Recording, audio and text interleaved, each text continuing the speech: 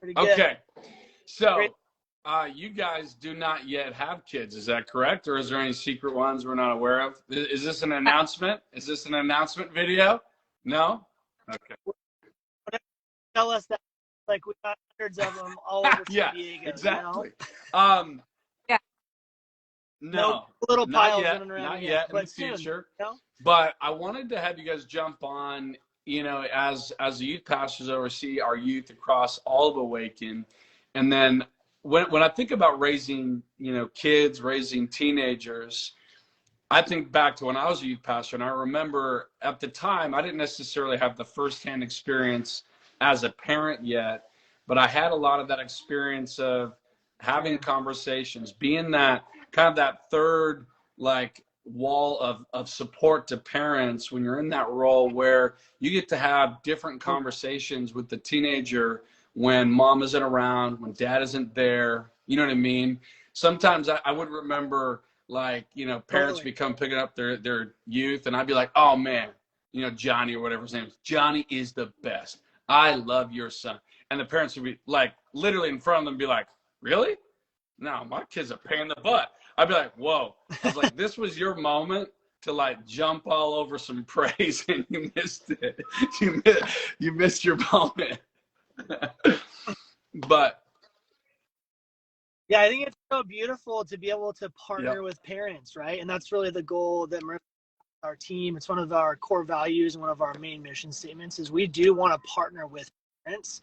And it's so funny, you know, when those moments arise where they're like, dude, I don't know what to do. Like, hey, what could you help me? Like, I love that we have parents know that in the house of God, right, they can get wisdom, discipleship, you know, counseling, all those things. And the truth is, right, because we don't know the answer, we just help them arrive to the answer for their family, for their kid. And something we love. And we really, I know there's, you know, probably parents on here or watching now or will be that we're responsible for their kids together. I love, you can tell parents who are engaged at home, like, I think about the Fullers, like Lexi and Skyla, you know, shout out to the parenting of Pastor Tessa and Pastor Charles. They're just so incredible. And so part of the reason that their kids have grown so much and are the way that they are is because their parents have always partnered with leadership in church, partnered with the youth pastor, the junior high pastor, you know, whatever. So any parents on here, you have connect leaders at your campus, you have people that can resource you. And that's really, at the end of the day, what we want to do is partner. That's so with good. I love just that mindset in general, to not assume like I have to have all the answers within myself. And even just the fact that, you know, when you're in day to day with your kids, those tensions can build, right? Because you're the one at home all day going, come on, your room's clean. Hey, I don't like that attitude, right? And even though that's necessary part of parenting, where you're in an active, constant coaching and challenging and critiquing, the reality is sometimes those can be tense seasons when it's really heightened. So having somebody who you trust, who loves God, who's with you on this journey of raising great kids, it's nice to know you come to church, they go to junior high, they go to high school services, and they got other people that are going to be reinforcing the messages of home and the obviously biblical messaging. But it's going to, a lot of times, there's certain messages that are just going to be received better from somebody who isn't telling them to pick up their socks. Well, what's so is it's like, oh, it takes a village, you know, to raise a kid, whatever that saying is. You just got to make sure the people in that village are on the same page. You know what I mean? Right. Like, you don't want a village full of idiots, right? There could be one village idiot, but I think it's what you said is so key as well, right? For parents to, you know, there's so many couples in our life that we've watched them raise their kids. You guys are a part of that, right? Of like, we watch how you do parenting, watch, you know, how you handle a conversation or navigate or whatever. And so it's really important, whoever your kid is around, your family is around, like, you're going to rub shoulders with them. Values are going to be exposed. Ways of parenting are going to be highlighted, right? It's the sandpaper of life. And I know I'm preaching to the choir, to the Connect pastor at Awaken Church, but next, you know, moments to have those families together, so key and crucial to any stage, really. That's really good. Really good. I'm going to jump towards Marissa here for a quick second, but you know, I have to honor or make mention. You're talking about parenting. One of the people commenting on this feed right now is somebody named Pastor Steve Burgess from New Zealand, and he's going to be like the student who won't stop talking until you like call on him. You know what I mean? So I have to acknowledge his relentless comments he's making. And I appreciate you're like a talking oil painting. That means a lot. And then when you said it takes a village, he said it takes a trailer park. Okay, enough. I won't call back to that unless the comment is worthy of attention. But Marissa, maybe let's just take a few minutes. These aren't really long interview conversations here. I want to keep them tight, but maybe that was directed at Dave, not at you. That was directed right at me. Exactly. No, this has all already been good, but I was looking at the time myself and like, shoot, it was supposed to be 10 minutes and we're already 9 minutes in. But let's talk a little bit about maybe some of the things you've noticed with teenagers right now. From that standpoint as a youth pastor, what are you seeing they're facing? How could you encourage parents right now to be mindful, right? To be present, to maybe notice certain things, maybe to watch out for certain things right now that may or may not be on parents' radar? Yeah, I think, well, first and foremost, the job of a parent is to be a parent. And I think what we've seen is an epidemic of parentless students, and some without parents physically, and some with parents that are actually attempting to be their child's friend. And I understand that, you know, with great relationships is a level of friendship. But I think the biggest thing I would say is what students don't need more of is more friends. I find that students actually thrive when they have boundaries, when they have, you know, guardrails. It's like bumper rails as you're bowling down the bowling lane. And so I think first and foremost, I would just encourage parents, like, your job is, you are the parent. And I think something that my parents always taught me is, this is my house, so therefore it's my rules. And you get a say, you absolutely have an opinion. And we're absolutely allowed to disagree, but there are certain foundational things that this is my family. This is how it works in our house. And I think that goes from anything from cell phones to social media accounts. You know, I didn't grow up my whole childhood with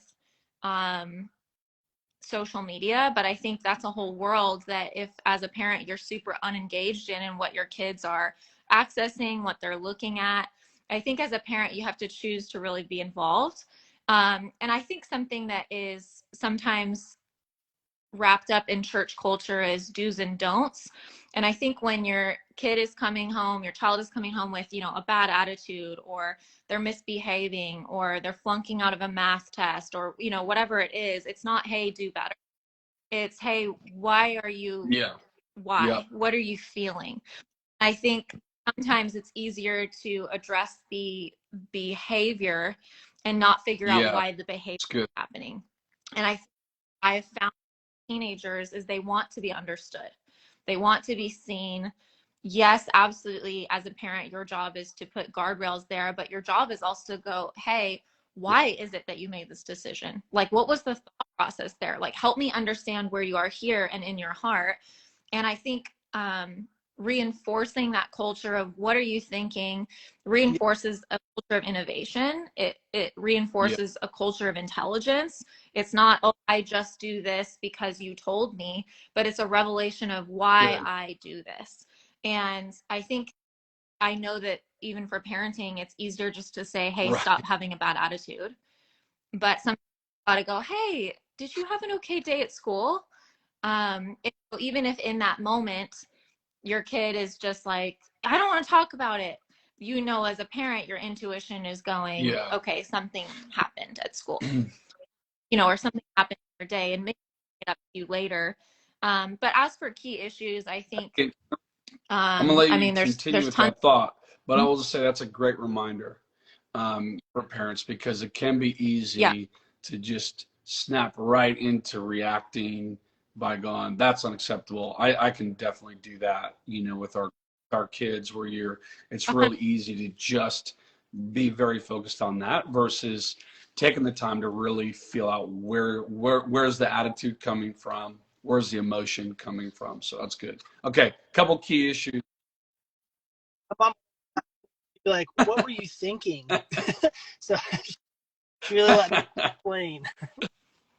Yeah, I think key thing right now, I mean, we've never seen attack on identity like we ever have before. I mean, education system, social media, propaganda, everything is, oh, it's whatever you feel, it's whatever you want to be today. But the problem with that foundational core belief is if you live off your feelings, you're going to be constantly led in a different direction. And you're always going to be lacking purpose. And I think teaching people how to make decisions not based off their feelings or people.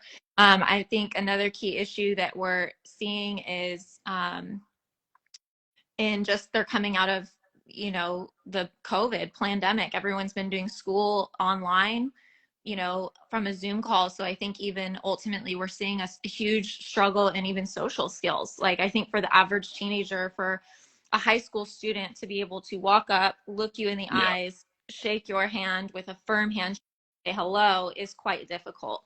And so I think even the fight against technology, I think technology is a gift, but I think, having dinners at home where phones are put away, having family nights that don't always consist of a movie night or a TV show, even though those aren't bad, but doing things that don't involve technology, I think are things that we've just seen. Like we're students, it's hard to engage in conversation. I think the average teenager says they would rather connect with their friends over an app or online versus in person, right, which is something we've never seen before. So those are some of the things. Sterling, do you have a few things that you want to add? Those are great. We could talk forever. I know about that's this a challenge. Those are really good. I do think I love what you said at first there, and then I think being mindful to keep our kids engaging, keep our high schoolers, our teenagers, and not just kind of settling maybe for maybe a current level of engagement or communication, or they just want to be on their phone. They don't really want to talk much. They just want to go to their room. Like, okay, yeah, maybe there's a lot of things a lot of us instinctively maybe want to do. That doesn't always mean it's the right thing for us to do. And so, like you were talking earlier on the friend side of it, our role is to continue to maintain leadership in our home. We're leading our kids forward. One of the verses that I lean into in the book is talking about how that kids are like the arrow in the hands of the warrior, the Bible says, right? So it's such beautiful metaphor. Wow. And so, a warrior is a warrior because he's going to battle. And so the arrow is a weapon. Yeah. And if the arrow is not prepared to fly, if it's not ready to do what is designed to do, then you're going to look like a fool on the day of battle, right? When your kids are out there and they don't know how to fight, they don't know how to thrive, they don't know how to fulfill their mission they're sent for. And so I think I love all this. And then I just think, just going back in general, that's why later on have our junior high leaders at Bressie, the Crawford's going to jump on, kind of similar type of focus, but lean into some more of the junior high side of it.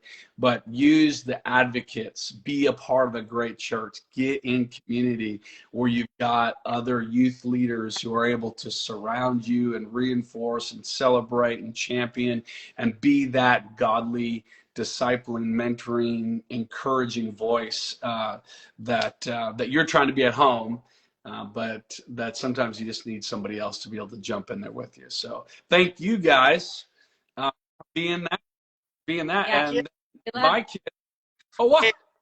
I thought take a picture of this, for your cover. You got to pick a cover, photo eventually. So I thought hold maybe that for a second. if you held Marissa, yours, smile.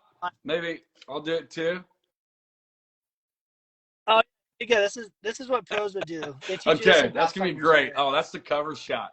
That's a true young. That's a youth pastor move that just happened there. No, none of the other adults so far have even considered that concept. It really is. It really is.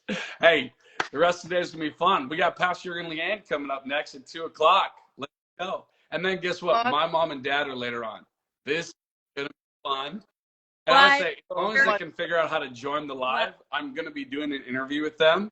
If they can't figure it out, it's going to be me doing a lot of, Mom, no, click the button.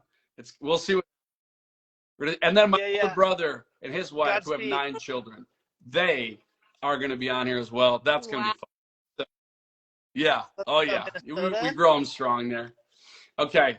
You guys are amazing. Thanks for taking the time to jump on. See everybody.